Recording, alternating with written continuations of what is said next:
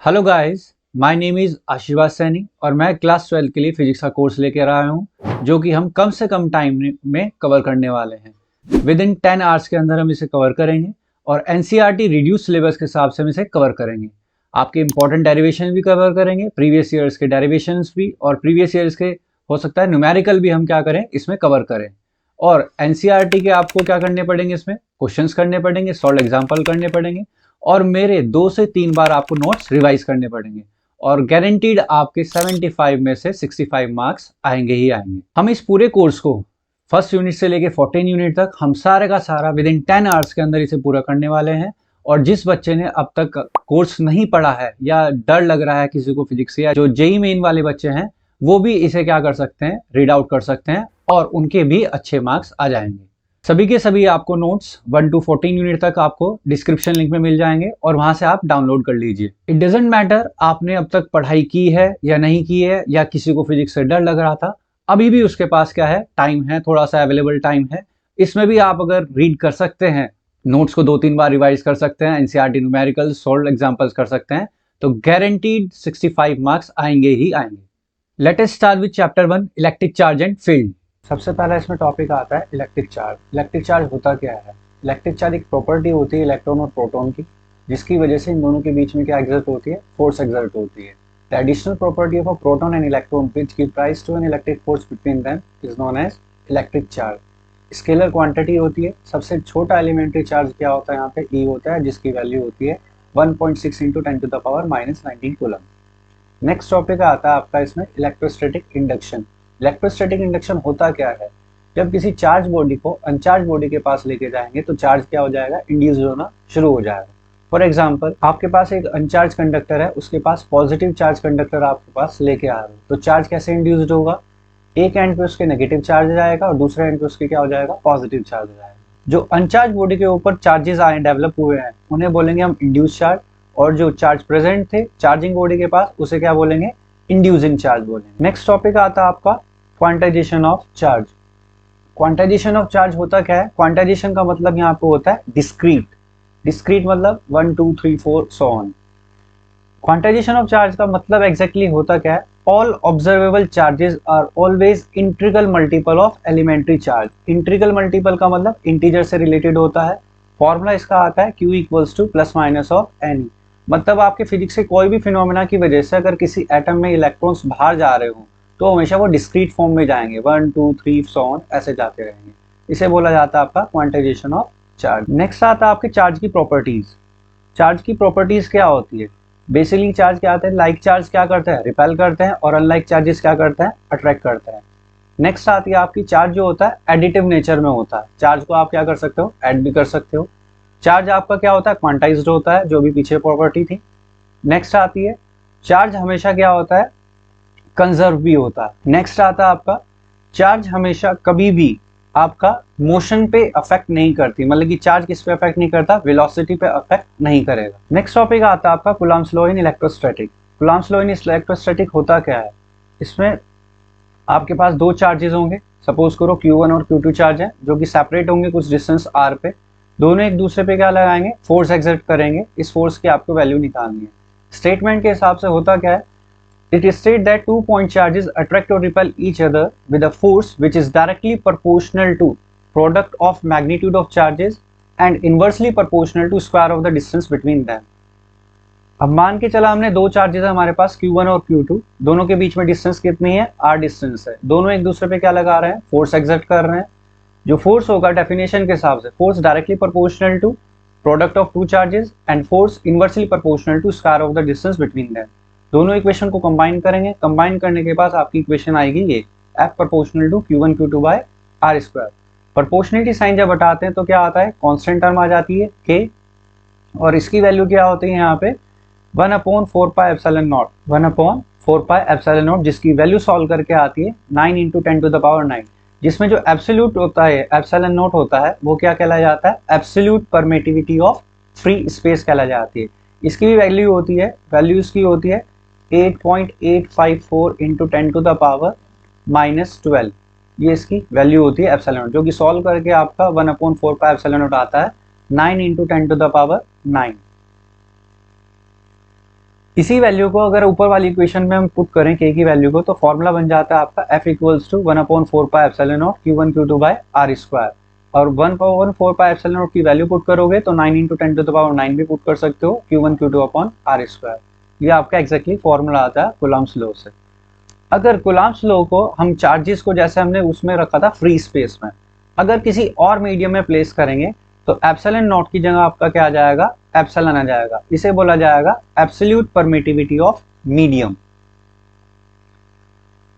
अब अगर कंपैरिजन करा जाए कि मीडियम में ज्यादा फोर्स एक्सर्ट होती है या स्पेस में, फ्री स्पेस में फोर्स ज्यादा एक्सर्ट होती है, तो उसके लिए हमने क्या किया, मीडियम का फॉर्मूला लेके चले और वैक्यूम का फॉर्मूला लेके चले, दोनों को डिवाइड किया। डिवाइड करने के बाद हमारे पास आया एप्सिलॉन नॉट अपॉन एप्सिलॉन, जिसे हम क्या बोलते हैं 1/एप्सिलॉन r। और इसमें जो एप्सिलॉन r होता है उसे हम डाइलेक्ट्रिक कांस्टेंट भी बोलते हैं, या बोला जाता है relative permittivity of medium with respect to vacuum, जिसे हम खाली एप्सिलॉन r से भी डिनोट कर सकते हैं या k से भी डिनोट कर सकते हैं।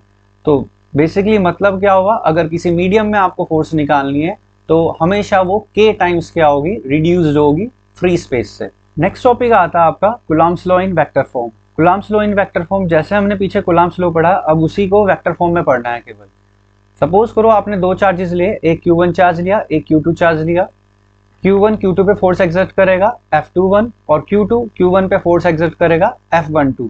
F12 और F21 होगा, F12 का मतलब होगा force exert on Q1 due to Q2, और F21 का मतलब होगा force exert on 2 with respect to 1। Coulomb's law का फॉर्मूला ही हम यूज करेंगे। अगर हमें F12 निकालना है तो फॉर्मूला क्या था, 1/4 pi epsilon naught Q1 Q2 upon R square. हमें वेक्टर फॉर्म के लिए इसकी डायरेक्शन शो करनी पड़ेगी, और इसकी डायरेक्शन क्या होगी, जब Q1 से Q2 पे जा रही होगी फोर्स तो डायरेक्शन क्या आएगी आपकी R12, और Q2 से Q1 पे फोर्स जा रही होगी तो डायरेक्शन आएगी आपकी R21। तो F12 आपको निकालना है तो 1/4 pi epsilon naught Q1 Q2 by R square, और आपका पोजीशन वेक्टर आ जाएगा R21 कैप। सिमिलरली आप F21 निकालोगे 1/4 pi epsilon naught Q1 Q2 by R square, और पोजीशन वेक्टर आ जाएगा R12। यूनिट वेक्टर का मैग्नीट्यूड सेम होता है लेकिन डायरेक्शन क्या होती है, अपोजिट होती है। तो हम लिख सकते हैं R12 cap equals to minus of R21 cap. अगर इसी इक्वेशन को आप पुट करोगे, किसी भी एक इक्वेशन में पुट कर दो, जैसे मैंने इसमें कौन सी इक्वेशन में पुट करी है, सेकंड इक्वेशन में पुट करी है, R12 की वैल्यू को पुट किया है माइनस ऑफ R21। अब इक्वेशन और फर्स्ट और थर्ड को अगर कंपैरिजन करेंगे तो फोर्स क्या आ जाएंगी, इक्वल और अपोजिट आ जाएंगे, जिससे हमें ये सिग्निफिकेंस मिलता है या ये कंक्लूजन मिलता है कि दो चार्जेस क्या हैं, इक्वल और अपोजिट होने की वजह से ये किसको फॉलो कर रहे हैं, न्यूटन थर्ड लॉ को क्या कर रहे हैं, फॉलो कर रहे हैं। दूसरा, यहाँ पे जो फोर्स निकल के आ रही है वो कौन सी फोर्स होती है, सेंट्रल फोर्स होती है। जो कूलम्ब्स की फोर्स होती है वो सेंट्रल नेचर की होती है, मतलब वो लाइन के अलोंग एक्ट करती है हमेशा। नेक्स्ट टॉपिक आता है आपका force between two charges in term of their position vector. Position vector की टर्म्स में हमें फोर्स निकालनी है। पोजीशन वेक्टर एक्चुअली होता क्या है, पोजीशन वेक्टर एक आपका फ्रेम होगा, XYZ हमने फ्रेम माना हुआ है। सेंटर से लेके आपका जो वेक्टर जा रहा है उसकी जो डिस्टेंस होगी आपकी। नेक्स्ट टॉपिक आता है आपका force between two charges in terms of their position vector. Position vector होते क्या हैं, पोजीशन वेक्टर स्ट्रेट वेक्टर होते हैं जो ओरिजिन से शुरू होते हैं। सपोज करो हमने पोजीशन वेक्टर मान के चले हैं, एक OA पोजीशन वेक्टर मान के चले हैं और एक OB पोजीशन वेक्टर मान के चले हैं, जिनकी वैल्यूज क्या है, R1 वेक्टर और R2 वेक्टर है। यहाँ पे हमने मान के चला है डिस्प्लेसमेंट A टू B के लिए हम क्या निकाल रहे हैं, फोर्स निकाल रहे हैं। A पे चार्ज कितना है, Q1 चार्ज है, B पे चार्ज कितना है, Q1 Q2 चार्ज है, दोनों के बीच में डिस्टेंस कितनी है, R, और यूनिट वेक्टर हम क्या मान के चल रहे हैं, R कैप मान के चल रहे हैं। Q1 Q2 पे फोर्स लगाएगा तो फोर्स कितनी आएगी, F21 फोर्स आएगी। सिमिल हम फोर्स निकाल रहे हैं आपकी F21 फोर्स निकाल रहे हैं। F21 फोर्स आएगी कितनी, कूलम्ब्स लॉ का फॉर्मूला यूज करेंगे 1/4 pi epsilon naught Q1 Q2 upon R square, और यूनिट वेक्टर हमारी क्या है, R कैप है। इस इक्वेशन में हमने क्या किया, मल्टीप्लाई और डिवाइड किया R से, तो ये इक्वेशन बन जाएगी 1/4 pi epsilon naught Q1 Q2 upon R cube, और इंटू में क्या आ जाएगा, R इंटू R कैप आ जाएगा आपके पास। अब इसमें हमें क्या लगाना है, triangle law of vector addition लगाना है इस फिगर में। इस फिगर में triangle law of vector addition लगेगा कैसे, ट्राइंगल लॉ लगेगा आपका, ये इक्वेशन है आपकी, O B vector equals to O A vector plus A B vector. O B vector की वैल्यू है आपकी R2, ओ ए वैक्टर की वैल्यू है आपकी R1 और ए बी वैक्टर क्या आ जाएगा R इंटू आर कैप। ये आर कैप किस वजह से आया, डायरेक्शन की वजह से आया है। तो R इंटू आर कैप की वैल्यू कितनी आ जाएगी आपकी R2 minus of R1 vector. यही वैल्यू हमें इक्वेशन फर्स्ट में यूज करनी है। तो इक्वेशन आपकी बन जाएगी 1/4πε0 Q1 Q2 अपॉन R की जगह वैल्यू क्या आ जाएगी, इसका हमें क्या लेना पड़ेगा, मैग्नीट्यूड भी लेना पड़ेगा। यहाँ पे मैग्नीट्यूड अगर लोगे R इंटू आर कैप का मैग्नीट्यूड अगर लिया जाए, R इंटू आर कैप का मैग्नीट्यूड, तो ये क्या आ जाएगा R2 vector minus of R1 vector का मैग्नीट्यूड। ठीक है, सॉल्व करके ये वैल्यू क्या आ जाएगी R into R2 vector minus of R1 vector का मैग्नीट्यूड। R क्यूब की जगह हमने ये वेक्टर वैल्यू यूज करी है और R इंटू आर कैप की जगह हमने ये वैल्यू यूज की है R2 minus of R1 vector. Similarly अगर आपको फोर्स निकालनी है फर्स्ट चार्ज पे ड्यू टू Q2 चार्ज की वजह से, तो आपका फॉर्मूला क्या हो जाएगा, केवल पोजीशन चेंज हो जाएगी 1/4πε0 Q1 Q2 upon R1 vector minus R2 vector का क्यूब और into R1 vector minus of R2 vector. ये आपका टॉपिक फिनिश हो जाता है। नेक्स्ट आपका टॉपिक आता है कंटिन्यूअस डिस्ट्रीब्यूशन ऑफ चार्ज। आपका कंटिन्यूअस डिस्ट्रीब्यूशन ऑफ चार्ज होता है वो 1D में भी एग्जिस्ट हो सकता है, 2D में भी एग्जिस्ट हो सकता है और 3D में भी एग्जिस्ट हो सकता है। इसमें पहला टॉपिक आता है आपका linear charge density. Linear charge density क्या होता है, जो चार्ज लाइन के अकॉर्डिंगली क्या होता है डिस्ट्रीब्यूट होता है। वो लाइन आपकी कर्व लाइन भी हो सकती है और स्ट्रेट लाइन भी हो सकती है। फॉर एग्जाम्पल हमने एक लेंथ मानी है जिसपे Q चार्जेस क्या है डिस्ट्रीब्यूटेड है। अगर हम यूनिटरी लेंथ पे चार्ज निकालेंगे तो यूनिट देखो, जैसे आपका टोटल लेंथ पे चार्ज कितना डिस्ट्रीब्यूटेड था, Q charge distributed, unitary length पे कितना आ जाएगा Q बाय L चार्ज आएगा। ये जो Q बाय L आया है यही हमारा क्या कहला जाएगा, लीनियर चार्ज डेंसिटी कहला जाएगा, जिसे हम किससे डिनोट कर देंगे, लैम्डा से डिनोट कर देंगे। नेक्स्ट इसमें आता है आपका surface charge density. Surface charge density क्या होता है, जब चार्ज किसी सरफेस पे डिस्ट्रीब्यूटेड होता है, वो सरफेस आपकी प्लेन भी हो सकती है और कर्व भी। फॉर एग्जांपल हमने सरफेस मान के चले जिसका एरिया कितना होगा A, Q चार्ज इस पे डिस्ट्रीब्यूटेड है। पूरी सरफेस पे एरिया A पे कितना चार्ज डिस्ट्रीब्यूटेड था, Q चार्ज डिस्ट्रीब्यूटेड था। यूनिटरी पे कितना होगा Q बाय A। ये जो Q बाय A आया है यही आपका क्या कहला जाएगा, सरफेस चार्ज डेंसिटी कहलाएगा, जिसे डिनोट करते हैं हम सिग्मा से। नेक्स्ट आता है आपका वॉल्यूम चार्ज डेंसिटी। जब चार्ज एक वॉल्यूम के थ्रू क्या हो जाता है आपका डिस्ट्रीब्यूटेड होता है। सपोज करो हमने Q चार्ज डिस्ट्रीब्यूट करके एक वॉल्यूम V पे डिस्ट्रीब्यूट करा है, तो V वॉल्यूम पे चार्ज कितना डिस्ट्रीब्यूटेड है Q, यूनिटरी पे कितना होगा Q बाई V, और ये Q बाई V हमारा क्या कहला जाएगा, वॉल्यूम चार्ज डेंसिटी, जिसे हम रो से डिनोट करते हैं। नेक्स्ट टॉपिक आता है आपका इलेक्ट्रिक फील्ड। इलेक्ट्रिक फील्ड होता क्या है, इलेक्ट्रिक फील्ड होता है the space around the charge in which any other charge is acted upon by an electrostatic force. अगर किसी सोर्स चार्ज है और दूसरा कोई आपका टेस्ट चार्ज है, वो उसकी रेंज में अगर आ रहा है या उसके स्पेस के अराउंड में आ रहा है, तो उस पर क्या लगाएगा, वो इलेक्ट्रोस्टैटिक फोर्स जरूर लगाएगा, जिसकी वजह से यहाँ पे क्या डेवलप होता है, इलेक्ट्रिक फील्ड डेवलप हो जाती है। इसमें इलेक्ट्रिक फील्ड निकालने का तरीका क्या होता है, जिसे हम क्या बोलते हैं, इलेक्ट्रिक फील्ड इंटेंसिटी बोलते हैं। इलेक्ट्रिक फील्ड इंटेंसिटी होता क्या है, force developed per unit test charge. Electric field intensity at a point may be defined as the force experienced per unit positive test charge। Formula बन जाएगा इसका E equals to F upon Q not, और unit आएगी Newton पर coulomb. किसी point charge की वजह से अगर इलेक्ट्रिक फील्ड हमें निकालनी है तो कैसे निकालेंगे, उसके लिए हमने एक फ्रेम लिया, XYZ फ्रेम लिया, जिसमें ओरिजिन पे रखा हुआ हमारा Q चार्ज, और P पॉइंट पे हमें सपोज करो क्या निकालनी है, इलेक्ट्रिक फील्ड निकालनी है इस पॉजिटिव Q चार्ज की वजह से। हमने एक पोजिशन वेक्टर मान के चल रहे हैं, R डिस्टेंस मान के चल रहे हैं, R कैप इसका यूनिट वेक्टर होगा, और P पॉइंट पे क्या रखा हुआ है, एक टेस्ट चार्ज रखा हुआ है। सबसे पहले Q charge, positive Q charge इस टेस्ट चार्ज पे क्या लगाएगा, फोर्स एक्सर्ट करेगा, जो कि कूलम्ब्स इलेक्ट्रोस्टैटिक फोर्स होगी। तो कूलम्ब्स लॉ के हिसाब से Q प्लस Q चार्ज ने Q नॉट चार्ज पे कितना फोर्स लगाया, F equals to 1/4πε0 Q1 Q2 by R square, और R कैप क्या शो कर रहा है, इसकी डायरेक्शन शो कर रहा है। इलेक्ट्रिक फील्ड इंटेंसिटी के फॉर्मूले के हिसाब से इलेक्ट्रिक फील्ड इंटेंसिटी क्या होता है आपका, F बाई Q नॉट होता है, जो पीछे फॉर्मूला बताया था अभी। F की वैल्यू पुट करेंगे और सॉल्व करके हमारा रिलेशन आ जाएगा E equals to 1/4πε0 Q by R square R cap. ये वेक्टर फॉर्म में अगर मैग्नीट्यूड में निकालना है तो मैग्नीट्यूड में क्या आ जाएगा, 1/4πε0 Q बाय R स्क्वायर आ जाएगा।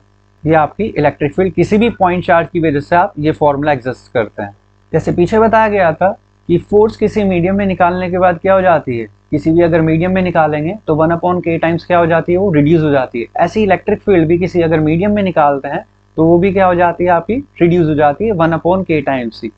तो हम सिंपली लिख सकते हैं electric field in a medium is equals to 1/k times electric field in vacuum. ये आपका सिंपली बन जाएगा फॉर्मूला। नेक्स्ट टॉपिक आता है आपका electric field due to a circular loop of charge. ये इंपॉर्टेंट टॉपिक है आपका। किसी भी सर्कुलर लूप की चार्ज की वजह से किसी पॉइंट पी पे आप इलेक्ट्रिक फील्ड कितनी निकाल सकते हो, ये टॉपिक है। इसके लिए हम क्या मान के चलते हैं, एक लूप मान के चलते हैं जिसपे क्या है, पॉजिटिव चार्ज डिस्ट्रीब्यूटेड है, रेडियस हम क्या मान के चल रहे हैं, ए मान के चल रहे हैं, और इससे कुछ एक्स डिस्टेंस दूर पी पॉइंट है जिसपे हमें क्या निकालनी है, इलेक्ट्रिक फील्ड निकालनी है। पूरे लूप की वजह से हम कभी भी यहाँ पे इलेक्ट्रिक फील्ड नहीं निकाल सकते थे एक बारी में। तो हमने क्या माना, एक एलिमेंट्री पोर्शन माना ए बी, जिसकी लेंथ कितनी होगी, डीएल लेंथ होगी। इसकी वजह से हम पी पॉइंट पे पहले क्या निकालेंगे, स्मॉल इलेक्ट्रिक फील्ड निकालेंगे। सपोज करो हम यहाँ से जा रहे थे और पी पॉइंट तक हमने इलेक्ट्रिक फील्ड निकाली, तो यहाँ पे चार्ज कौन सा, पॉजिटिव, और टेस्ट चार्ज यहाँ पे क्या होगा, क्यू नॉट, पॉजिटिव रिपेल करेंगे तो इलेक्ट्रिक फील्ड इस डायरेक्शन में आ जाए आपकी। सपोज करो हमने कितनी मान के चल रहे हैं, डी मान के चल रहे हैं। जैसे एक एलिमेंट्री पोर्शन हमने ये माना गया, ए बी माना, ऐसे हमने एक और एलिमेंट्री पोर्शन मान लिया, ए डैश बी डैश मान लिया। इसकी वजह से भी अलग इलेक्ट्रिक फील्ड निकालेंगे पी पॉइंट पे, तो वो कितनी हो जाएगी, डीई डैश हो जाएगी। सपोज करो ये एंगल कितने बन रहे थे, थीटा एंगल बन रहे थे। थीटा एंगल की वजह से ये डीई डैश और डीई आपके क्या हो जाएंगे, रिजॉल्व हो जाएंगे दो कंपोनेंट में। डीई डैश के दो कंपोनेंट कौन से होंगे, पहले एक तो क्या आ जाएगा, डीई डैश कॉस थीटा, और दूसरा आ जाएगा डीई डैश साइन थीटा। ऐसे ही डीई के दो कंपोनेंट आएंगे, एक डीई कॉस थीटा और दूसरा आ जाएगा डीई साइन थीटा। ये डिस्टेंस आपकी कितनी है, ए है, और ये डिस्टेंस आपकी कितनी है, एक्स है। तो यहाँ से यहाँ तक की जो डिस्टेंस होगी वो क्या हो जाएगी आपकी, under root of x square plus A square, Pythagoras theorem की वजह से। अब हमें क्या निकालना है, पहले इस ए बी वाले पोर्शन पे, जो ये ए बी वाला पोर्शन था, इस पे क्या निकालना है, हमें चार्ज निकालना है कि कितना चार्ज एग्जिस्ट कर रहा होगा। अब देखो चार्ज कैसे निकालेंगे, पूरी सरकमफेरेंस पे कितना चार्ज था, क्यू चार्ज था, तो यूनिटरी पे कितना होगा, क्यू अपॉन 2 पाई होगा। तो डीएल लेंथ पे कितना हो जाएगा, Q upon 2 pi into DL. ये हमारा जो चार्ज आया है, ये एलिमेंट्री पोर्शन पे जितना चार्ज एग्जिस्ट करता है वो निकल गया है, जिसे हम डिनोट कर देंगे क्यू से, डी क्यू से डिनोट कर देंगे। अब हमारे पास उस पॉइंट पे ए बी वाले पोर्शन पे चार्ज आ गया और हमें डिस्टेंस पता है पी पॉइंट तक की, तो कॉलम्स लो लगा के हम क्या निकाल सकते हैं, यहाँ पे फोर्स भी निकाल सकते हैं और इलेक्ट्रिक फील्ड का फॉर्मूला लगा के हम इलेक्ट्रिक फील्ड भी निकाल सकते हैं। तो हमने डायरेक्टली इलेक्ट्रिक फील्ड निकाली है इसमें, तो हम मैग्नीट्यूड में लेके चल रहे हैं, वेक्टर में नहीं लेके चल रहे हैं। तो मैग्नीट्यूड कितना आएगा, d E equals to 1/4πε0 d q upon distance का स्क्वायर। डिस्टेंस कितनी थी, under root of x square plus A square का स्क्वायर। ये सॉल्व करने के बाद हम डी क्यू की वैल्यू पुट करेंगे, q into d l upon 2 pi, और रूट से स्क्वायर हट जाएगा, आपका आ जाएगा x square of plus A square. ये हमारी एक एलिमेंट्री पोर्शन ए बी की वजह से इतनी इलेक्ट्रिक फील्ड एक्सर्ट हो रही है पी पॉइंट पे। जैसे हमने बताया था कि दूसरा भी एक एलिमेंट्री पोर्शन मान के चल रहे हैं हम, कौन सा मान के चल रहे थे, ए डैश बी डैश मान के चल रहे थे। उसकी वजह से अगर हमें इलेक्ट्रिक फील्ड निकालनी है तो वो कितनी आएगी, वो हमने कितनी मानी थी, डी डैश। सेम प्रोसीजर से हम क्या करेंगे, उसे कैलकुलेट करेंगे और वो कितनी आएगी, d E dash equals to 1/4πε q d l upon 2 pi x square plus A square. ये डीई और डीई डैश का जो मैग्नीट्यूड आ रहा है, दोनों का क्या आ रहा है, सेम आ रहा है। इससे फायदा क्या होगा, अब अगर फिगर में दोबारा जाते हैं तो हमारे पास जो रेक्टेंगुलर कंपोनेंट्स थे, एक हमारा कंपोनेंट था डीई साइन थीटा और एक डीई डैश साइन थीटा। इन दोनों कंपोनेंट ये क्या है, डी और डी डैश की वैल्यू सेम होने की वजह से ये इक्वल और अपोजिट हो रहे हैं, और इक्वल और अपोजिट होने की वजह से ये अपने इफेक्ट को क्या कर देंगे, यहाँ पे कैंसिल आउट कर देंगे। इनका इफेक्ट क्या हो जाएगा, पी पॉइंट पे कैंसिल आउट हो जाएगा।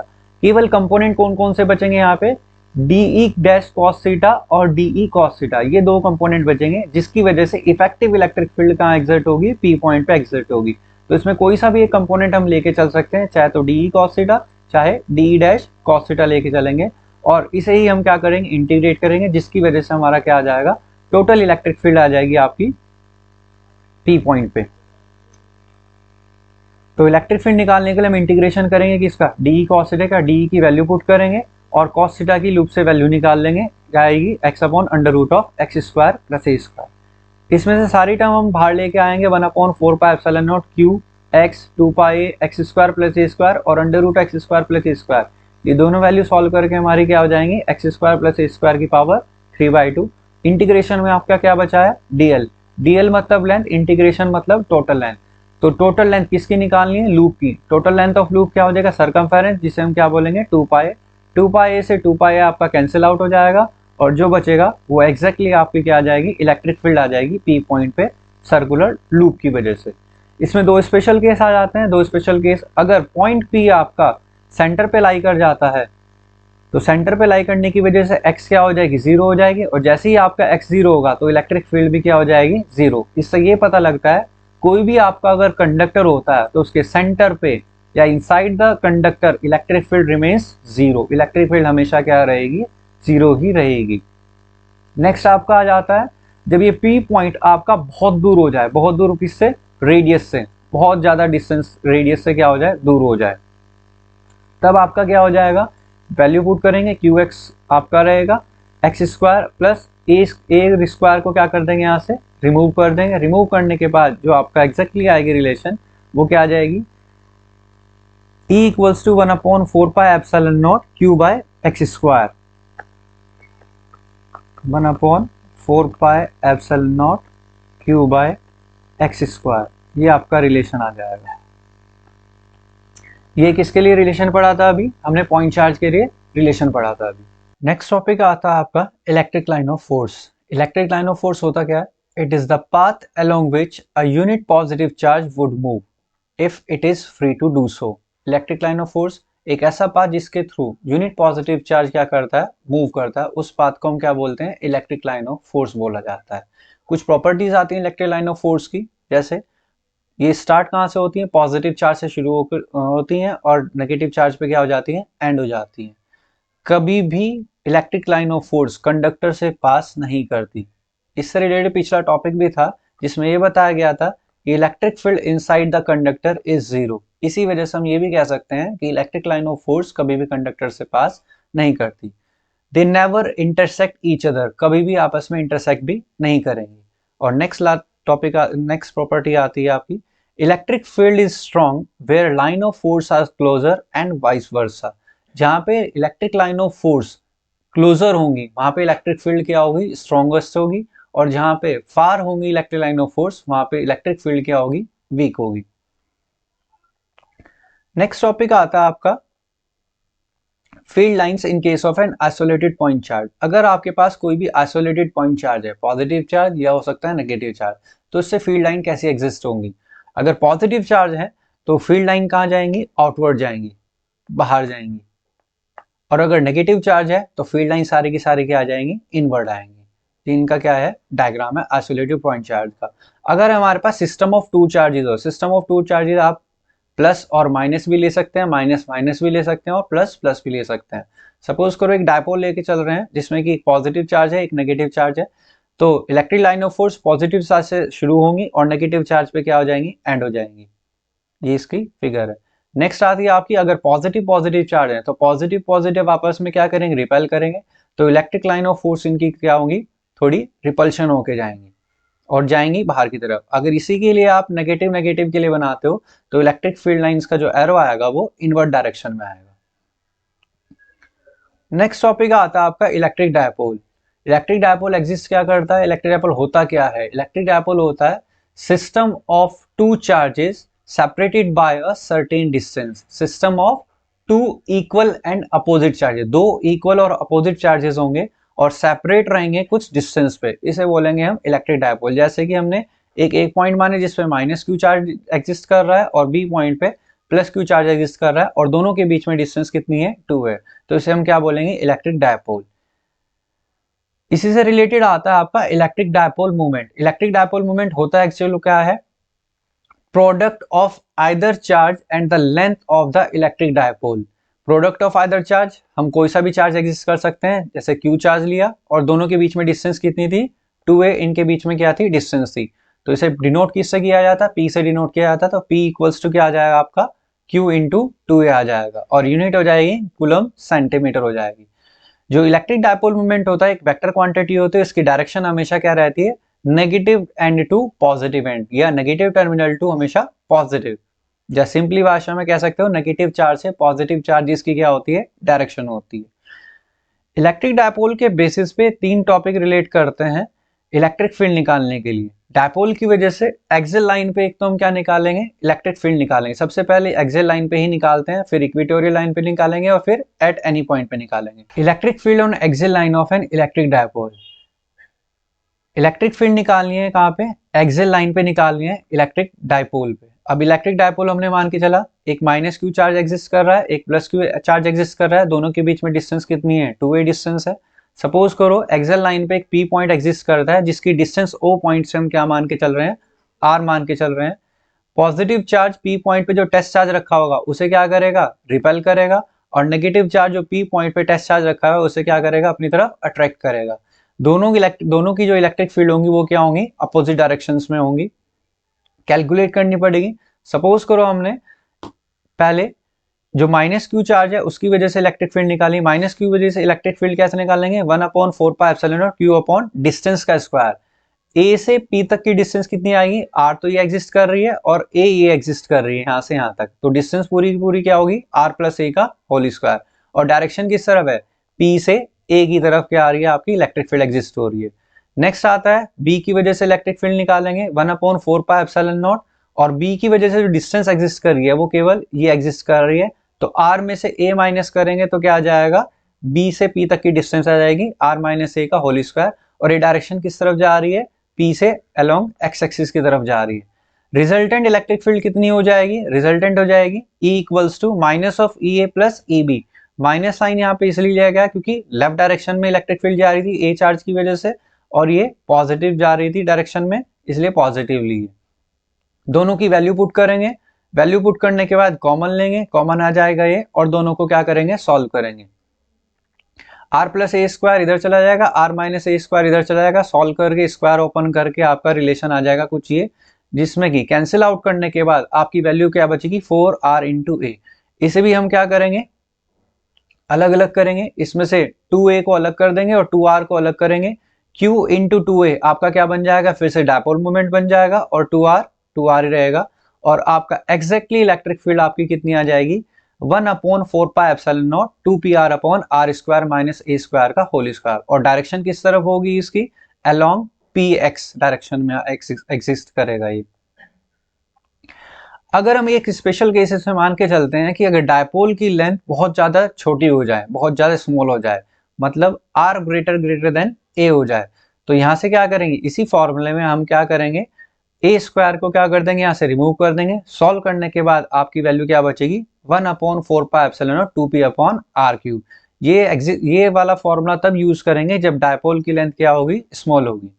ये टॉपिक आपका यहाँ पे फिनिश हो जाता है। और ये इंपॉर्टेंट टॉपिक्स हैं, सारे के सारे जो भी पढ़ रहे हैं तो ढंग से पढ़ लेना इन्हें।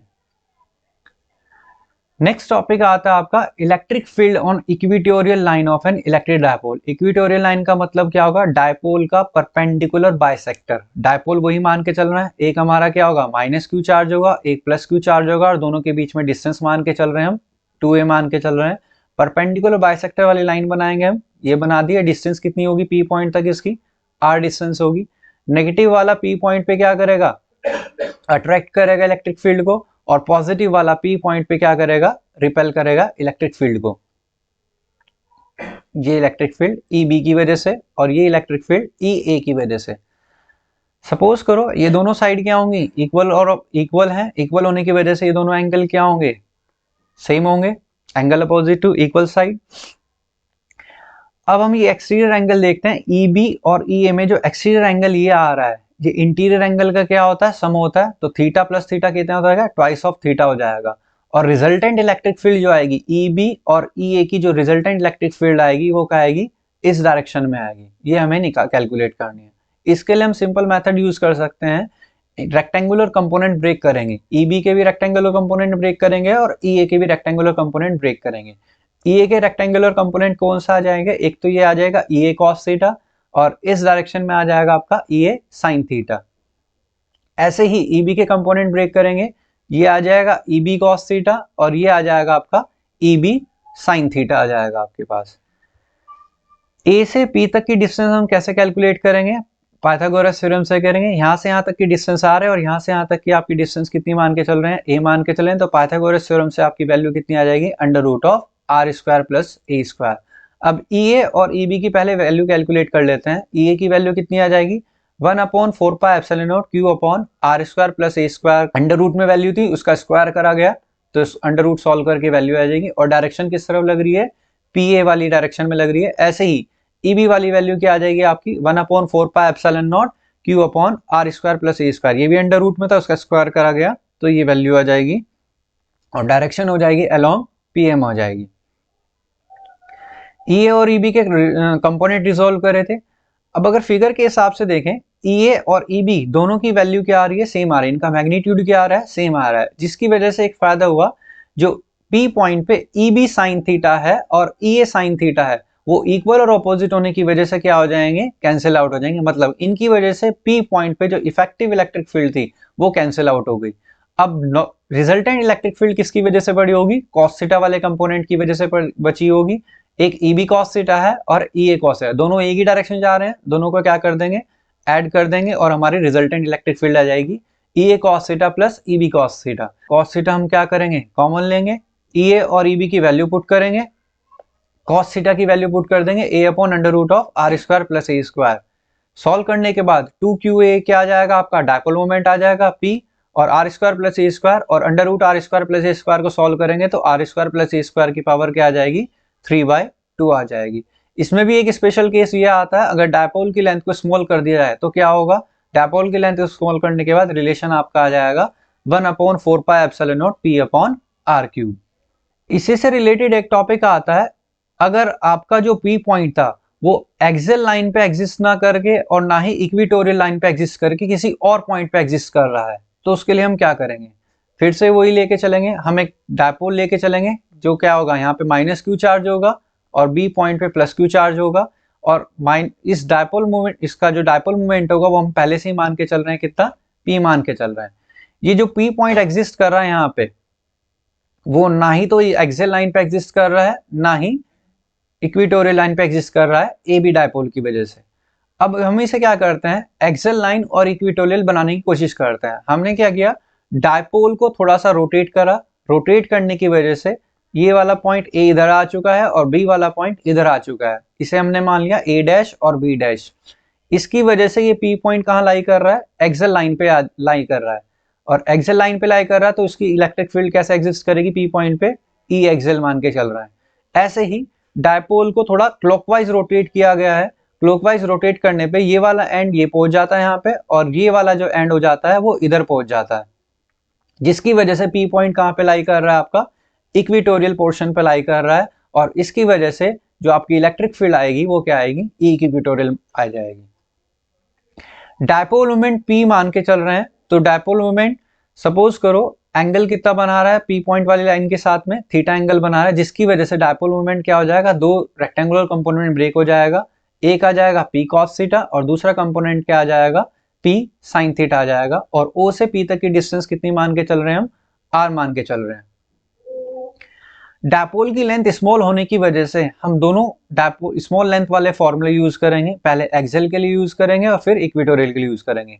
The point P lies on axial line of dipole A dash B dash। A dash B dash क्या कर रहा है, axial line पे लाई कर रहा है पॉइंट P की वजह से। तो axial line का फॉर्मूला हमने पीछे पढ़ा था 1/4πε0 2p/r³। और डायपोल मोमेंट यहाँ पे P ना होने की वजह से क्या है, P cos थीटा है और डायरेक्शन उसकी क्या होगी, along PM होगी। सिमिलरली जो पॉइंट P है वो A डैश B डैश की वजह से कहाँ लाई कर रहा है, इक्वेटोरियल लाइन पे लाई कर रहा है और उसके लिए भी हम स्मॉल वाला फॉर्मूला यूज करेंगे 1/4πε0 और डायपोल मोमेंट यहाँ पे कितना होगा इसके इक्वेटोरियल के लिए, P sin θ/r³। दोनों का रिजल्टेंट निकालेंगे, रिजल्टेंट कितना आ जाएगा, E equals to under root of E axial का स्क्वायर प्लस E इक्वेटोरियल का स्क्वायर। क्यों, क्योंकि दोनों के बीच में यहाँ पे एंगल कितना बन रहा होगा, ये 90 डिग्री का एंगल बन रहा होगा। तो रिजल्टेंट वाला फॉर्मूला हमने क्या किया है, यूज किया है। E एक्सियल की वैल्यू पुट करी गई है, E इक्वेटोरियल की वैल्यू उनका स्क्वायर पुट किया गया है, फिर इसमें से क्या किया गया है, कॉमन ले लिया है। कॉमन लेने के बाद आपकी वैल्यू बचती है ये, यहाँ पे साइन स्क्वायर थीटा को ब्रेक करके 1 माइनस कॉस स्क्वायर थीटा लिखा है, जो कि सॉल्व करके कितना आ जाएगा 1 प्लस 3 कॉस स्क्वायर थीटा आ जाएगा। और अंडर रूट से ये स्क्वायर वाली टर्म बाहर लेके कितनी आ जाएगी 1/4 पी अपॉन आर क्यूब। तो एक्चुअल में इलेक्ट्रिक फील्ड का फॉर्मूला आपका ये बच जाता है। इसके लिए हम डायरेक्शन भी निकाल सकते हैं। डायरेक्शन ऑफ इलेक्ट्रिक फील्ड कितनी आ जाएगी, हम बीटा से मान के चले तो tan बीटा इक्वल्स टू क्या आ जाएगा, ई इक्वेटोरियल अपॉन ई एक्सएल। इक्वेटोरियल का फॉर्मूला पुट करेंगे जो वैल्यू आई थी अभी, ऐसे ही ई एक्सएल का वैल्यू पुट करेंगे। सॉल्व करने के बाद 1/4 से 1/4 कट जाएगा, पी से ये पी कैंसिल आउट हो जाएगा, आर क्यूब से ये आर क्यूब कैंसिल आउट हो जाएगा, और बचेगा कितना 1/2 ऑफ tan थीटा। ये आपकी क्या आ जाएगी, डायरेक्शन आ जाएगी।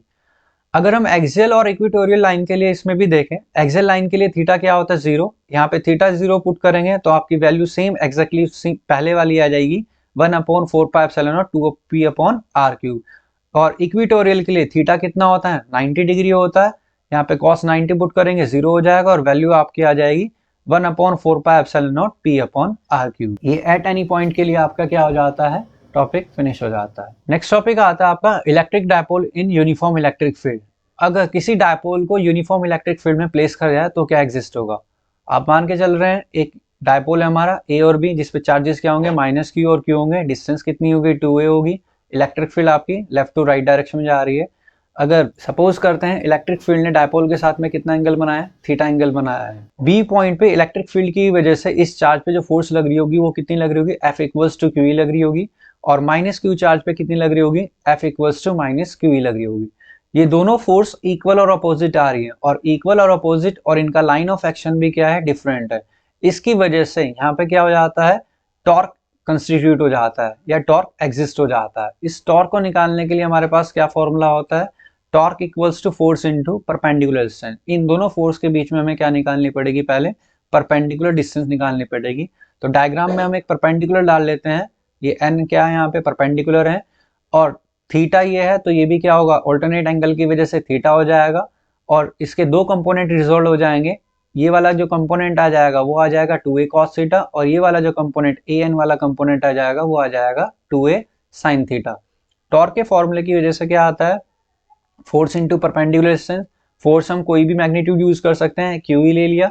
परपेंडिकुलर डिस्टेंस यहाँ पे कौन सी होगी, an वाली परपेंडिकुलर डिस्टेंस होगी ये, और an की वैल्यू कितनी है 2a sin theta. Value put करेंगे QE into 2a sin theta आ गया, 2a को बाहर लेके आएंगे E sin theta, Q into 2a आपका क्या बन जाएगा, डायपोल मोमेंट, और टॉर्क का फॉर्मूला क्या आ जाता है PE sin थीटा। ये मैग्नीट्यूड वाली फॉर्म में है। अगर वेक्टर फॉर्म में लेके आना है तो टॉर्क इक्वल्स टू क्या हो जाएगा, P क्रॉस E हो जाएगा। अगर हमें टॉर्क की मैक्सिमम वैल्यू पुट करनी है तो साइन थीटा की मैक्सिमम वैल्यू कब आती है, थीटा इक्वल्स टू 90 पे। जब थीटा 90 पुट करोगे तो टॉर्क की क्या आ जाएगी, आपकी मैक्सिमम वैल्यू आ जाएगी। अगर स्टेबल इक्विलिब्रियम में आपको डायपोल को रखना है तो स्टेबल इक्विलिब्रियम का मतलब क्या होता है, डायपोल इलेक्ट्रिक फील्ड की डायरेक्शन में क्या होना चाहिए, अलाइन होना चाहिए। इसका मतलब क्या होता है कि डायपोल को इलेक्ट्रिक फील्ड से के साथ में क्या होना पड़ेगा, पैरेलल होना पड़ेगा, तब जाके वो क्या बनेगा, स्टेबल इक्विलिब्रियम में आएगा। In uniform electric field dipole experience only torque. Uniform electric field में डायपोल केवल क्या एग्जिस्ट करेगा, डायपोल पे क्या एग्जिस्ट करेगा, केवल टॉर्क ही एग्जिस्ट करेगा। अगर यूनिफॉर्म ना होके इलेक्ट्रिक फील्ड क्या हो जाती है, नॉन यूनिफॉर्म हो जाती है, तो टॉर्क के साथ साथ नेट फोर्स भी एग्जिस्ट करेगा। अगर इलेक्ट्रिक फील्ड यूनिफॉर्म है तो केवल टॉर्क लगेगा, और नॉन यूनिफॉर्म है तो दोनों चीजें एग्जिस्ट होंगी, टॉर्क भी एग्जिस्ट करेगा और आपका नेट फोर्स भी एग्जिस्ट करेगा। इससे ही रिलेटेड एक टॉपिक आता है आपका potential energy of an electric dipole placed in uniform electric field. अगर हम डायपोल को प्लेस करते हैं यूनिफॉर्म इलेक्ट्रिक फील्ड में तो कितनी एनर्जी एग्जिस्ट करता है वो, या कितनी एनर्जी स्टोर्ड होती है उसके अंदर। तो सपोज करते हैं वो सेम डायग्राम बनेगा, उसके लिए भी हम एक इलेक्ट्रिक डायपोल एग्जिस्ट करते हैं जिसका डायपोल मोमेंट क्या होगा, P होगा। यूनिफॉर्म इलेक्ट्रिक फील्ड में प्लेस करेंगे और ये मान के चलेंगे कि वो इलेक्ट्रिक फील्ड के साथ में कितना एंगल बना रहा है, थीटा एंगल बना रहा है। तो टॉर्क कितनी एग्जिस्ट होगी, अभी डिराइव करा था PE sin theta. Torque equals to क्या हो जाएगा, PE sin theta. If dipole is rotated through small angle d theta against torque, यहाँ पे क्या आता है, ये टॉर्क है।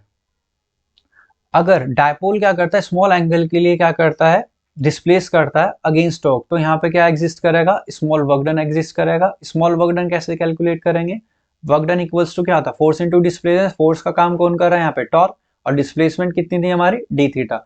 टॉर्क का ऊपर वैल्यू निकाली थी हमने, कितनी थी पी साइन थीटा, और डी थीटा का डी थीटा। अब हम क्या करेंगे, इसे टोटल वर्क डन निकालने के लिए इंटीग्रेट करेंगे। सपोज करते हैं थीटा 1 से थीटा 2 के लिए हम क्या कर रहे हैं, इसे इंटीग्रेट कर रहे हैं। इंटीग्रेशन आ जाएगा, डी डब्ल्यू का इंटीग्रेशन क्या होगा डब्ल्यू, पी बाहर आ जाएगा, और साइन थीटा का इंटीग्रेशन क्या होता है माइनस कॉस थीटा। फिर इनकी लिमिट पुट करेंगे, minus cos theta 2 minus minus minus क्या हो जाएगा प्लस आ जाएगा, और थीटा 1 एग्जिस्ट करेगा तो कॉस थीटा 1। इसमें से क्या करेंगे, माइनस साइन कॉमन ले लेंगे, माइनस साइन कॉमन लेंगे तो क्या आ जाएगा W equals to minus PE cos theta 2 minus of cos theta 1 आ जाएगा। और ये जो वर्क डन होता है वो डायपोल में कैसे स्टोर हो जाता है, एज अ पोटेंशियल एनर्जी क्या हो जाता है स्टोर हो जाता है। तो इसे U से डिनोट कर देंगे, तो U इक्वल्स टू क्या आ जाएगा हमारा minus of PE cos theta 2 minus cos theta 1 आ जाता है। ये आपका एनर्जी स्टोर हो जाएगी डायपोल की, अगर हम यूनिफॉर्म इलेक्ट्रिक फील्ड में उसे प्लेस करेंगे तो। नोट इसमें ये आता है, अगर इनिशियली हम ये मान के चलते हैं कि डायपोल हमारा इलेक्ट्रिक फील्ड के साथ में क्या है परपेंडिकुलर डायरेक्शन में रखा हुआ है, और बाद में फाइनली वो कुछ एंगल बना लेगा थीटा, तो हमारा इनिशियल एंगल क्या होगा, जो थीटा 1 होगा वो हमारा क्या हो जाएगा 90 डिग्री होगा, और फाइनल एंगल जो होगा हमारा वो क्या हो जाएगा थीटा हो जाएगा। वैल्यू सॉल्व करने के बाद हमारी वैल्यू क्या आएगी माइनस पीई कॉस थीटा, या हम उसे डॉट प्रोडक्ट में लिख सकते हैं minus of P dot E. ये हमारा एनर्जी स्टोर हो जाती है। आपके इलेक्ट्रिक फील्ड के ये टॉपिक खत्म हो जाते हैं। नेक्स्ट टॉपिक आपके चलता है इलेक्ट्रिक फ्लक्स। अब ये इलेक्ट्रिक फ्लक्स होता क्या है, किसी भी सरफेस से normally electric line of force जितनी पास कर रही है वो आपकी क्या डिनोट करती है electric flux. The total number of electric line of force passing normally through the surface. Surface का मतलब यहाँ पे एरिया से है, किसी पर्टिकुलर एरिया से जितनी भी total number of electric line of force normally pass कर रही है उसे क्या बोलेंगे हम इलेक्ट्रिक फ्लक्स। कैलकुलेट करने के लिए इलेक्ट्रिक फ्लक्स को हमने एक सरफेस मानी है एस, जिसमें कि जिसे इलेक्ट्रिक फील्ड में प्लेस कर यूनिफॉर्म इलेक्ट्रिक फील्ड में रखा गया है। इस सरफेस एस में एक छोटा सा एरिया एलिमेंट मान लेते हैं, जिसकी सरफेस मान लेते हैं एरिया है, डीएस सरफेस मान लेते, इसका एरिया एलिमेंट मतलब कि इसका वेक्टर परपेंडिकुलर या नॉर्मल कंपोनेंट जो होगा वो ऐसे जाएगा, ये डीएस वेक्टर होगा। इलेक्ट्रिक फील्ड ने इस डीएस वेक्टर के साथ में थीटा एंगल बनाया, तो इलेक्ट्रिक फील्ड के कंपोनेंट ब्रेक हो जाएंगे। ये वाला जो कंपोनेंट आएगा ई कॉस थीटा, एक दूसरा कंपोनेंट आ जाएगा आपका ई साइन थीटा कंपोनेंट आ जाएगा। यहाँ पे नॉर्मल कंपोनेंट कौन सा होगा इलेक्ट्रिक फील्ड का, जो इस नॉर्मल वेक्टर के साथ में अलोंग चल रहा होगा E cos theta. E cos theta यहाँ पे नॉर्मल कंपोनेंट है, और डीएस इसका क्या आ गया एरिया कंपोनेंट आ गया। तो फ्लक्स की डेफिनेशन के हिसाब से electric line of force, total number of electric line of force normally pass through a area. इस एरिया से electric line of force normally कौन सी पास कर रही है ई कॉस थीटा पास कर रही है। तो फ्लक्स के फॉर्मूले के हिसाब से क्या आ जाएगा ई कॉस थीटा, और एरिया कितना होगा ds आ जाएगा, जिसे हम क्या लिख सकते हैं ई ds cos थीटा, या डॉट प्रोडक्ट में हम क्या लिख सकते हैं ई डॉट ds। ये हमारा स्मॉल एरिया के निकाल रहे थे तो स्मॉल फ्लक्स आया, फ्लक्स को डिनोट करते हैं फाई से डिनोट करते हैं। अगर पूरे लूप के लिए हमें क्या निकालना है फ्लक्स निकालना है, तो दोनों तरफ इंटीग्रेशन कर देते हैं, तो फाई इक्वल्स टू क्या हो जाएगा integration of E dot ds। Integration पे ये बीच में सर्कल करा गया, इसका मतलब क्या होता है टोटल लूप के लिए हम निकाल रहे हैं, और फ्लक्स की यूनिट जो हो जाएगी वो हो जाएगी न्यूटन मीटर स्क्वायर पर कूलम हो जाएगी। नेक्स्ट टॉपिक आता है इसमें गॉस थ्योरम। गॉस थ्योरम क्या कहता है, it state that the total electric flux through a close surface enclosing a charge is equals to 1 upon epsilon not times the magnitude of charge enclose. मतलब अगर आपके पास एक सरफेस है close surface और इसमें चार्ज रखा हुआ है Q, तो इस सरफेस के लिए आपका फ्लक्स क्या होगा Q by of epsilon not होगा। अगर कोई और चार्ज होता, सपोज करो यहाँ पे चार्जेस हम क्या मान के चल देते हैं चार्जेस Q और एक मान के चल रहे हैं 2Q मान के चल रहे हैं, दो चार्जेस हैं, तो फ्लक्स कितना आ जाएगा इसके लिए, फ्लक्स आ जाएगा आपके लिए जो फ्लक्स इक्वल्स टू फ्लक्स आ जाएगा आपका Q और 2Q दोनों ऐड हो जाएंगे तो कितना आ जाएगा 3Q अपॉन एप्सिलॉन नॉट। तो टोटल चार्ज एनक्लोज होना चाहिए आपका, जितना भी चार्ज एनक्लोज होगा वो चार्ज एनक्लोज आएगा और डिवाइडेड बाय एप्सिलॉन। ये आपका गॉस थ्योरम कहता है। फ्लक्स का हमने एक फॉर्मूला अभी डिराइव करा था phi equals to integration of E dot ds। अगर दोनों इक्वेशन को हम कंपेयर करें तो हमारा रिलेशन आ जाता है integration of E dot ds equals to Q by epsilon not, और इसे हम एज ए गॉस थ्योरम की तरह यूज कर सकते हैं। नेक्स्ट टर्म आती है आपकी गॉसियन सरफेस। गॉसियन सरफेस होती क्या है, किसी भी चार्ज डिस्ट्रीब्यूशन के अराउंड एक क्लोज सरफेस जिसकी वजह से इलेक्ट्रिक फील्ड इंटेंसिटी हर पॉइंट पे क्या हो जाती है, सेम हो जाती है। कोई भी चार्ज डिस्ट्रीब्यूशन, आपका कोई सा भी charge distribution, linear charge distribution हो, वॉल्यूम चार्ज डिस्ट्रीब्यूशन हो या सरफेस चार्ज डिस्ट्रीब्यूशन हो, उसके अराउंड में एक क्लोज सरफेस, ठीक है, क्लोज सरफेस बना दी जाती है और उस क्लोज सरफेस की वजह से इलेक्ट्रिक फील्ड इंटेंसिटी हर पॉइंट पे क्या हो जाती है, सेम हो जाती है। तो उस क्लोज सरफेस को हम क्या बोलते हैं, गॉसियन सरफेस बोलते हैं। इसका यूज करेंगे अभी नेक्स्ट टॉपिक में। लाइन चार्ज के लिए हमें क्या निकालनी है, इलेक्ट्रिक फील्ड निकालनी है। हमने एक मान के चल रहे हैं कि हमारा क्या है, एक लाइन चार्ज है वाई और वाइड है जिसपे पॉजिटिव चार्ज है। इसकी वजह से इस पी पॉइंट पे हमें क्या निकालनी है, इलेक्ट्रिक फील्ड निकालनी है। अब इलेक्ट्रिक फील्ड अगर इस लाइन चार्ज की वजह से निकालेंगे तो सारी की सारी यूनिफॉर्म नहीं होगी। यहाँ से निकालेंगे तो अलग आएगी, इस पॉइंट से निकालेंगे तो अलग आएगी, इस पॉइंट से निकालेंगे तो अलग, इस पॉइंट से निकालेंगे तो अलग, ऐसे करते हैं हर पॉइंट की वजह से क्या आएगी, अलग अलग आएगी। तो हम क्या मान के चलेंगे, यहाँ पे हम एक गॉसियन सरफेस एनक्लोज करेंगे इतनी ही रेडियस का, जितनी यहाँ लाइन चार्ज से डिस्टेंस होगी पी पॉइंट की, उतनी ही रेडियस का हम क्या करेंगे, इसे एनक्लोज करेंगे। एनक्लोज करने के लिए हम क्या लेंगे, एक सिलेंड्रिकल सरफेस लेंगे। ये सिलेंडर बना गया जिसे हम क्या मान के चलेंगे, गॉसियन स्फीयर। अब हर पॉइंट पे, इस सरफेस की हर पॉइंट पे आपका इलेक्ट्रिक फील्ड क्या हो जाएगा, यूनिफॉर्म हो जाएगा। तो सरफेस पे हमने क्या माना, एक स्मॉल एरिया मान के चलते हैं ds, जिसका नॉर्मल कंपोनेंट क्या होगा, ds वेक्टर होगा। और इस लाइन चार्ज की वजह से इलेक्ट्रिक फील्ड भी कितनी होगी, ई होगी। सिमेट्री होने की वजह से इलेक्ट्रिक फील्ड जो लाइन चार्ज पे होगी वो हमेशा क्या होगी, रेडियली आउटवर्ड होगी। या हम ये सिंपली कह सकते हैं जो इलेक्ट्रिक फील्ड होगी सरफेस पे, इस पी पॉइंट पे, वो हमेशा क्या होगी, परपेंडिकुलर डायरेक्शन में होगी, सिमेट्री की वजह से। एरिया वेक्टर आपका दोनों एक ही डायरेक्शन में होंगे। अब गॉस थ्योरम का डायरेक्टली हम यूज करते हैं। According to Gauss theorem E dot d s equals to क्या होता है आपका, क्यू बाय एप्सिलॉन नॉट होता है। ई और डी एस दोनों एक डायरेक्शन में होने की वजह से जीरो आएगा थीटा की वैल्यू, कॉस जीरो क्या हो जाएगा आपका, 1 हो जाएगा। और ई बाहर ले लेंगे, ds इंटीग्रेशन में बचेगा। और ds मतलब कि सरफेस एरिया कितना होगा सिलेंडर का, 2 पाई ऑफ RL हो जाएगा। 2 पाई RL को नीचे लेके आओगे, ये इक्वेशन बन जाएगी। और यहाँ पे चार्ज पर यूनिट लेंथ को हम क्या बोलेंगे, लीनियर चार्ज डेंसिटी, जिसे लैम्डा से डिनोट करेंगे। और फॉर्मूला बन जाएगा E equals to 1/2 pi epsilon not lambda by r. अगर आपको 4 पाई एप्सिलॉन नॉट में बनाना है तो 2 से मल्टीप्लाई डिवाइड कर सकते हो, तो बन जाएगा E equals to 1/4 pi epsilon not 2 lambda by r. यहाँ पे टॉपिक फिनिश हो जाता है। नेक्स्ट टॉपिक आता है electric field due to infinite plane sheet of charge. हम एक प्लेन शीट ऑफ चार्ज लेके चलते हैं जिसकी सरफेस चार्ज डेंसिटी क्या होगी, सिग्मा होगी। और पी पॉइंट होगा हमारा जिसपे हमें कैलकुलेट करनी है, इलेक्ट्रिक फील्ड कैलकुलेट करनी है। तो इलेक्ट्रिक फील्ड यूनिफॉर्म ना होने की वजह से हम क्या करेंगे, इसे एनक्लोज करेंगे। एनक्लोज करने के लिए एक सिलेंड्रिकल पोर्शन लिया, राइट साइड भी और लेफ्ट साइड भी, जिसे हम क्या बोलते हैं, गॉसियन सरफेस बोलते हैं। और सिमेट्री होने की वजह से इलेक्ट्रिक फील्ड क्या होगी, सरफेस के परपेंडिकुलर होगी। Area of cross section cylinder का हम क्या मान के चल रहे हैं, ए मान के चल रहे हैं। गॉसियन सरफेस फ्लक्स निकालने के लिए सबसे पहले हम क्या लें, इलेक्ट्रिक फील्ड इनटू क्या होता है, एरिया होता है। यहाँ पे दो एरिया आएंगे, एक इस सर्कुलर कैप का एरिया आएगा और एक सर्कुलर कैप का एरिया आएगा, तो ट्वाइस ऑफ 2a हो जाएगा, ट्वाइस ऑफ a हो जाएगा। गॉस थ्योरम के हिसाब से फ्लक्स क्या होता है, q by of epsilon not होता है। इस इक्वेशन को और इस इक्वेशन को हम कंपेयर करेंगे, कंपेयर करने के बाद रिलेशन क्या आ जाएगा, E into 2a equals to q by of epsilon not. 2a को नीचे लेके जाएंगे और चार्ज अपॉन एरिया यहाँ पे क्या बन जाएगा, सरफेस चार्ज डेंसिटी। फॉर्मूला बन जाता है E equals to sigma by of 2 epsilon not. Last topic आपका आता है इस चैप्टर का, electric field due to uniformly spherical charge. अगर आपके पास यूनिफॉर्मली चार्ज स्फेरिकल शेल है तो उसकी वजह से इलेक्ट्रिक फील्ड कितनी आएगी। इलेक्ट्रिक फील्ड तीन जगह केसेस में निकालेंगे हम, एक आउटसाइड द स्फेरिकल शेल, एक ऑन द स्फेरिकल शेल और इनसाइड द स्फेरिकल शेल। पहले निकालते हैं जब पी पॉइंट लाई कर रहा होगा आउटसाइड द स्फेरिकल शेल। ये हमारे पास शेल है जिसकी रेडियस कितनी है, कैपिटल है, सेंटर ओ है और चार्ज कितना है इसके पास, प्लस क्यू चार्ज है।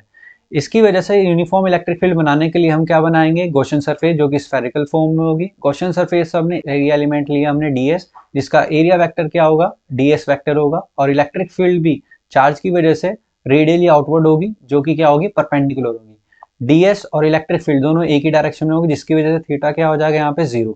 गॉस थ्योरम का फॉर्मूला लगाएंगे, E dot ds is equal to q by of epsilon not. cos 0 आ जाएगा, cos 0 की वैल्यू 1 हो जाएगी। E बाहर लेके आएंगे, integration of ds equals to q by of epsilon not. ds मतलब कि एरिया, तो total area of Gaussian surface कितना आएगा, 4 पाई ऑफ r स्क्वायर। ये r होगा क्या, जो O पॉइंट से बाहर वाला स्फीयर, जो गॉसियन सरफेस वाला स्फीयर है उसकी डिस्टेंस होगी r। ये केस हम वो लेके चल रहे हैं जिसमें स्मॉल r ग्रेटर देन क्या होगा, कैपिटल R होगा। फॉर्मूले के हिसाब से E equals to 1/4 E into 4 r² q by of epsilon not. 4 को नीचे लेके आओगे और आपका फॉर्मूला बन जाएगा E equals to 1/4 epsilon not Q by of r²। Next इसमें केस आता है जब पॉइंट P आपका कहाँ लाई कर रहा होगा, ऑन द स्फेरिकल शेल लाई कर रहा होगा। ऑन द स्फेरिकल शेल में होगा क्या, जो R होगा वो कैपिटल R के क्या हो जाएगा, इक्वल हो जाएगा। केवल आपको सिमिलरली पहले वाले टॉपिक की तरह करना है, जिसमें कि आपका क्या हो जाएगा, E dot d s equal to q by epsilon Gauss theorem की हेल्प से आ जाएगा। E और डी एस दोनों एक ही डायरेक्शन में होने की वजह से cos 0 आ जाएगा, cos 0 की वैल्यू 1 आ जाएगी। एरिया पुट करेंगे, ds की वैल्यू पुट करेंगे, कितना आ जाएगा 4 नीचे लेके आएंगे और फॉर्मूला क्या हो जाएगा 1/4 क्यू बाय ऑफ r²। पहले वाले केस में और इस वाले केस में केवल r का, वहां पे स्मॉल r² था जो कि कैपिटल R से ग्रेटर देन थी, यहाँ पे इक्वल होने की वजह से कैपिटल R आ रहा है। लास्ट इसमें केस बनता है जब स्फेरिकल शेल क्या, जब P पॉइंट कहाँ लाई कर रहा होगा, स्फेरिकल शेल के इनसाइड लाई कर रहा होगा। जब इनसाइड लाई करेगा, ये वाला केस कौन सा बनेगा, small r less than of capital R लाई करेगा। यहाँ पे अगर गोशन सरफेस अगर हम बनाए भी तो गोशन सरफेस कोई चार्ज एनक्लोज नहीं करेगी, चार्ज की वैल्यू 0 होने की वजह से इलेक्ट्रिक फील्ड क्या हो जाएगी आपकी 0 हो जाएगी। या हम पहले भी टॉपिक पढ़ चुके हैं, inside the conductor electric field हमेशा क्या होती है 0 होती है, ये उसी का केस है। इसका हमने ग्राफ भी बनाया है।